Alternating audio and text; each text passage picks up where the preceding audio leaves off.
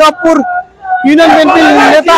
রহমান রাহিম, আমাদের এই গলন্দমরে আমরা যারা বিএনপির সাথে জড়িত আছি এবং বিএনপির অঙ্গ সংগঠন যারা আছে, বিগত দিনে যে পরিমাণ আমাদেরকে অত্যাচার করা হয়েছে, আমরা এখন শান্তি খুঁজে পাইছি গেল 5 তারিখের পর থেকে। এরপরে যদি কোন আওয়ামী লীগের লোকে গলন্দমরে শাসন করার চিন্তা ভাবনা থাকে তাহলে ভুল হবে বলে দিলাম। এই গলন্দমর শুধু বিএনপি শাসন করবে। আগামী দিনে শুধু বিএনপির ছাত্র নেতা, যুব নেতা এবং বিএনপি স্বেচ্ছাসেবক নেতা সবাই নিয়ন্ত্রণ করবে।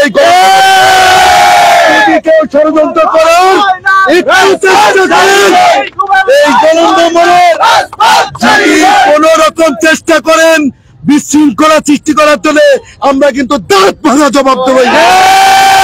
আমাদের ছাত্র নেতা সোহেল এবং স্বেচ্ছাসেবকদের নেতা মেহেদি ভাই, মেহেদি ভাই এবং আলাউদ্দিন এবং আরো যুব নেতা যারা আছে, আপনারা সবাইকে আমাদেরকে দোয়া করবেন, আমরা যেন গলন্দমর একটা ভালো ভাবে প্রতিষ্ঠিত করতে পারি।